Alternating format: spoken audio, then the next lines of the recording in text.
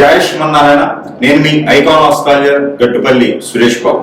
మనకి 2026 సంవత్సరం జూన్ మాసంలో గ్రహాల యొక్క స్థితిగతులు ఒకసారి మనం పరిశీలించినట్టయితే కనుక మేషరాశిలో కుజుడు, అలానే మిథున రాశిలో మనకి బుధుడు, అలానే ఇప్పుడు మనకి రవి భగవానుడు వృషభ రాశిలో 14 వరకు 14వ తారీఖు నుంచి మిథున రాశిలో బుధునితో పాటు సంచరిస్తూ ఉంటారు.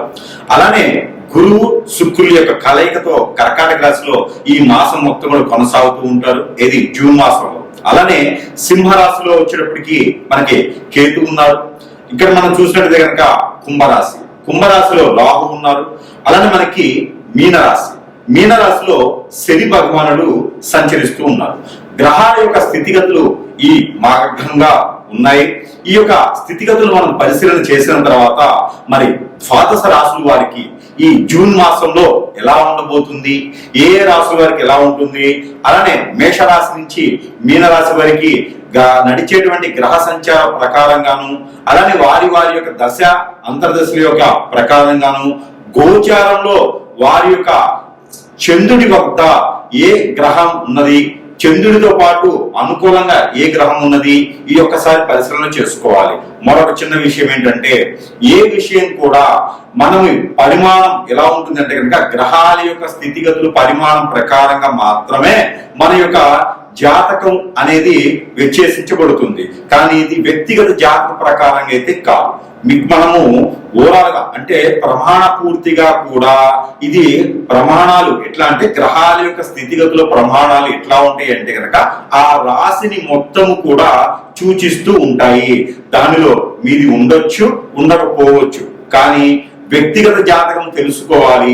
వారి యొక్క దారిద్ర్యం కానివ్వండి, వ్యతిరేకత కానివ్వండి, సంపూర్ణం కానివ్వండి, లేదా ఇంకేదైనా పనులు ముందుకు వెళ్ళలేకపోతున్నా, లేదు ఈ యొక్క జాతకం పరిశీలనలో మీకు ఇందులో ఏదైనా పాయింట్లు ఉన్నట్టయితే గనక ఒకసారి మీ పర్సనల్ జాతకం కూడా సంప్రదిస్తే దానికి తగ్గటువంటి పరిహారాలు కానీ, దాని తగ్గటువంటి రెమెడీస్ కానీ కూడా ఉంటాయి. అన్ని కూడా జాతకంలో ఉన్నట్టుగానే గురువులు చెప్పినట్టుగానే జరగాలని లేదు. మీ జాతకంలో జరగవచ్చు, జరగకపోవచ్చు. ఇది వ్యక్తిగత జాతకం అయితే సూక్ష్మంగా పరిశీలన చేయడానికి అయితే అనుకూలంగా ఉండేటువంటి అవకాశం అయితే బాగుంటుంది. అయితే మొదటిగా మనం మేషరాశి నుంచి మీనరాశి వరకు కూడా ఈ యొక్క జూన్ మాసంలో పరిహారాలే కావచ్చు, వారి యొక్క జాతకం ఏం చేస్తే బాగుంటుంది, ఏం చేయకపోతే బాగుంటుంది అనేది ఒకసారి పరిశీలన అయితే మనం మొదటిగా చేద్దాం.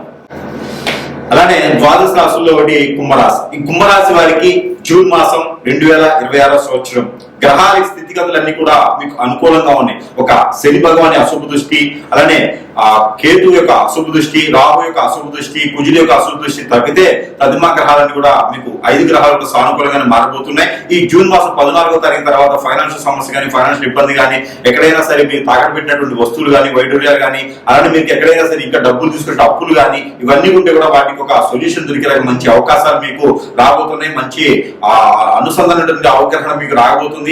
మంచి స్థల చలన కూడా మీకు జరగబోతుంది. కాబట్టి ఈ జూన్ మాసంలో మీరు అనుకున్న వ్యాపారంలో ముందుకెళ్లేలా కనిపిస్తుంది. అలానే హోటల్ రంగం కానీ, మీడియా రంగం కానీ, సినీ రంగం కానీ, రాజకీయ పరంగా కూడా మీకు అద్భుతంగా ఉంటుంది. అలానే మీకు డాక్టర్ కానీ, అలానే మీకు మంచి మెడికల్ షాప్ రంగంలో కానీ, ప్రకృతి వైద్యాల్లో హోమియోపతి కానీ, అల్లోపతి కానీ, ఎల్లోపతి కానీ, ఆయుర్వేదిక్ కానీ అన్నింటిలో కూడా మీకు మంచి గుర్తింపు లభించేలా కనిపిస్తుంది. కాబట్టి ఆ విధంగా మీరు ముందుకు వెళ్ళొచ్చు. అలానే విదేశీయానం ప్రయత్నం చేసేవారు ఎవరైనా ఉంటే కనుక ఆగస్టు 15 తర్వాత మీరు ఏదైనా ప్రయత్నం చేయొచ్చు. కోర్టు వ్యవహారాలను, కోర్టు విషయాలు కానీ, ఫైనాన్షియల్ సమస్య, కోర్టు వ్యవహారాలను, భార్యాభర్తల మధ్య దూరంగానే ఉంటే కనుక అవన్నీ కూడా సమస్యలు సానుకూల పడేటువంటి వాతావరణం ఈ 15వ తారీఖు తర్వాత అంటే జూన్ 15వ తారీఖు తర్వాత ప్రయత్నం చేసినట్టయితే కనుక మీరు అందరూ కూడా కలిసి మాట్లాడినట్టయితే కనుక మధ్యవర్తులు కానీ, కానీ మధ్యలో ఉండేటువంటి వేరే బ్రోకర్స్ కానీ, ఏజెంట్ గారి ద్వారా మీరు వెళ్ళారు అంటే కనుక ఆ సమస్య నుంచి మీరు ఇంకా వైదొలగలేదు అని అర్థం. మీకు మీరే కనుక వెళ్ళేసి ఆ సమస్య పరిష్కార మార్గంగా మీరు ఏదైనా ప్రయత్నం చేస్తే ఆ సమస్యలన్నీ సానుకూల పడేటువంటి వాతావరణం కనిపిస్తూ ఉంది. అలానే మీకు అన్నదమ్ములకు వచ్చిన గొడవ కానీ,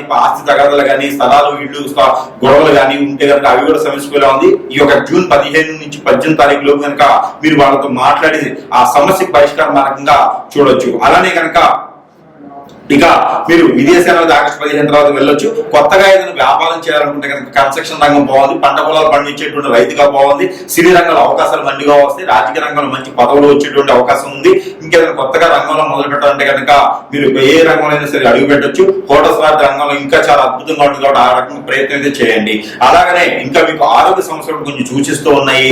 మీకు ఎలాంటి ఆరోగ్యం అంటే స్టమక్ రిలేటెడ్ సమస్యలు, కాళ్ళు చేతులు గుంజులు లాంటివి, నీరసం లాంటివి రావడం కానీ, అలానే ఇంకా ఏదన్నా ఉన్నంగా మీకు ఏదంటే గండం కూడా కనిపిస్తా ఉంది. ఆ గండం ఏంటంటే కనుక ఎప్పుడైనా ప్రయాణం చేసేటప్పుడు కొంచెం ఆచితూచి ప్రయాణం చేస్తూ ఉండండి. పెద్దగా గండం లేపినప్పటికీ ఆరోగ్య సమస్యని మీకు బాధిస్తుంది కాబట్టి మీరు ఏదైనా వంటలో ప్రికాషన్స్ అయితే ఖచ్చితంగా పాటించండి. ఇక వంటలు అయితే మీకు ఎక్కువగా ఆవు నెయ్యి కానీ ఎక్కువ వాడితే కనుక మీకు మంచి శ్రేయస్కరంగా కనపడతా ఉంది కాబట్టి ఆ మీద ప్రయత్నం చేయండి. ఆవు నెయ్యి, ఇంగువ, జీలకర్ర ఇలాంటివి ఎక్కువగా వాడుకుంటూ ఉండాలి. అప్పుడే మీకు ఆరోగ్యం కూడా కొంచెం శోధిస్తూకుండా మీకు ఏదైతే మీకు ఇబ్బంది లేకుండా ఉంటుందో ఆ రకంగా మీరు ముందుకు వెళ్ళాలి. ఇక నరదిష్టి, నరకోశ, శత్రుపీడ కూడా మీకు కనిపిస్తా ఉన్నాయి కాబట్టి ఆ రకమైనటువంటి విధానం మీకు రాకుండా ఉండాలంటే కనుక మనం చివరిలో చెప్పిన పరిహారం కూడా మీరు ఖచ్చితంగా పాటిస్తుండాలి. మీకు కాకుండా చివరిగా మీకు ఏంటంటే కనుక మీకు సపరేట్ గా పరిహారం, ప్రత్యేకంగా పరిహారం ఏమిటంటే పట్టిక ఒక 50 గ్రాములు తీసుకోండి, తెల్ల ఆవాలు ఒక 20 గ్రాములు తీసుకోండి, కర్పూరం బిళ్ళలు ఒక 6 తీసుకోండి, 6 నుంచి 7 బిళ్ళలు తీసుకొని మీకు మీరే గురువారం లేదా బుధవారం రోజున ఒక్కసారి మాత్రం చేయాలి. మాసం మొత్తంలో మీ చుట్టూ తల చుట్టూ 7 టైమ్స్, తల తగ్గించి కాలు 7 టైమ్స్ దిగదార్చుకొని అవన్నీ కూడా కాల్చి వేసుకుంటే కనుక మీకు అద్భుతంగా నరదిష్టి, నరభాష అలానే పితృదోషాలు కూడా మీకు తొలగేలా కనిపిస్తున్నాయి కాబట్టి ఆ రకంగా ప్రయత్నం చేయాలి. అలానే రాహు సంబంధించిన దోషం కూడా మీకు తొలగిపోతుంది, శని భగవాన్ అశుద్ధ దృష్టి కూడా మీకు తొలగిపోతుంది. అలానే ఆంజనేయ స్వామి ఆలయంలో కనుక మీకు సింధూరం అలానే నువ్వులను దానం ఇవ్వండి, మీకు అన్ని రకాల మంచి జరుగుతూ ఉంది. ఫైనాన్స్ సంబంధించినటువంటి విషయాల్లో మీకు స్ట్రెస్ అనేది ఏదైతే ఉందో ఆ స్ట్రెస్ కూడా మీకు పోతా ఉంది. ఇక చిన్న పరిహారం కూడా చేసుకోండి. వీటితో పాటు మీ మీద ఎవరైనా సరే ఇప్పటి బ్లాక్ మ్యాజిక్, వసీకరణ, భాగముఖి, బాణముఖి, యక్షి లాంటి విద్యలను చేసి మిమ్మల్ని అష్టదిబ్బందులు పాలు చేసి ఎవరైనా ఉంటే కనుక అవన్నీ కూడా మీకు పాటించుకుంటూ అవన్నీ కూడా మీకు అష్టదిబ్బందులు వేసి మీరు అనుకున్న పనులు ముందుకెళ్ళకుండా ఉంటే కనుక అవన్నీ కూడా మీకు వై తొలగాలి అంటే కనుక చిన్న చిన్న పరిహారాల ద్వారా అవ్వదు. ఎక్కడైనా సమీపంలో గురువు గారు ఉంటే ఆ గురువు గారిని సంప్రదిస్తే కనుక మీకున్న సమస్యకి పరిష్కార మార్గం చూపించే విధంగా ఉంటుంది కాబట్టి ఆ విధంగా ప్రయత్నం చేసి జూన్ మాసంలో ముందుకు వెళ్తే కనుక మీరు వేసే ప్రతి అడుగు కూడా అది స్థిరస్థాయిగా ఉండబోతుంది కాబట్టి చిన్న చిన్న పరిహారాలతో అదృష్టవంతులైతే అయ్యేదానికి ప్రయత్నం చేయొచ్చు. ఇకపోతే ఈ రాశి వారి గనక ఈ చిన్న పరిహారం చేసుకున్నట్టయితే గనక కొంతమేర మొత్తం పూర్తిగా దారిద్ర్యం పోయేటట్టు లేకపోయినా కొంతమేర అయితే అదృష్టం అయితే ఉంటుంది, మిశ్రమ ఫలితాలు అయితే లబ్ధి పొందుతాయి. ఇంకా కూడా మీకు ఈ ఫలితాలు సరిపోవట్లేదు అనుకుంటే గనక ఖచ్చితంగా మనము మంత్రోచ్చారణ చేసినటువంటి ఎన్నో రకాలైనటువంటి వస్తువుల్ని మనం ప్రజల వద్దకి చెంతకే చేర్చేటువంటి సదవకాశం కూడా మన దగ్గర లభిపడుతుంది. కాబట్టి ప్రతి ఒక్కరు గురువు దగ్గరికి రావాలి అనేటువంటి సమయం దొరకపోవచ్చు. కానీ మీరు మొబైల్ ద్వారా కానీ ఎన్నో రకాల సదుపాయాలు ఉన్నాయి, వాటి ద్వారా మీకు సంప్రదిస్తే కనుక మీ సమస్య ఉంది, ఆ సమస్యకి తగ్గటువంటి పరిష్కార మార్గం కింద వస్తువు రూపాన మంత్రోచ్చారణ చేసిన వస్తువులు మీ చెంతకి చేర్చేటువంటి దానికైతే ఉన్నది కాబట్టి ఆ మేర సంప్రదించవచ్చు. అలానే మీకు ప్రతి ఒక్కరికి కూడా దేవుని అనుగ్రహం అనేది ఖచ్చితంగా కావాలి.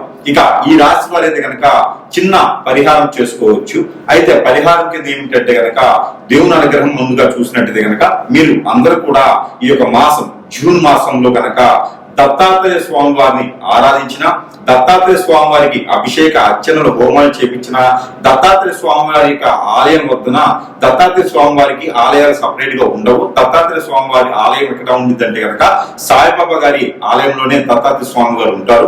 అక్కడ ఏదైనా గురువారం సాయం సంధ్య నుంచి రేత్రి గాని లేదా మంగళవారం రేత్రి గాని కనుక మీకు ఇంట్లో ఏదైనా కీడు జరిగినా, ఇంట్లో ఏదైనా మీకు అపకీర్తి గాని, ఇంట్లో ఏదైనా మీకు నిద్ర పట్టకపోయినా, చిరాగ్గా ఆదాయం రాకపోతున్నా, చెట్టుగోలు కొట్టుకోలు అవుతున్నా, ఇలాంటి సమస్యలతో బాధపడేవారు ఎవరైతే ఉంటారో వారు ఈ జూన్ మాసంలో ఏదైనా మంగళవారం లేదా గురువారం రోజున ఏదో ఒక్క రోజైనా సరే అందరూ వెళ్ళేసి ఆ ఒక దత్తాత్రేయ స్వామివారు ఉండేటువంటి ఆలయంలో కనుక నిద్రించండి. అవకాశం ఉంటే కనుక ఖచ్చితంగా నిద్రించండి. ఆ రోజు నేల పడకి చేయాలి.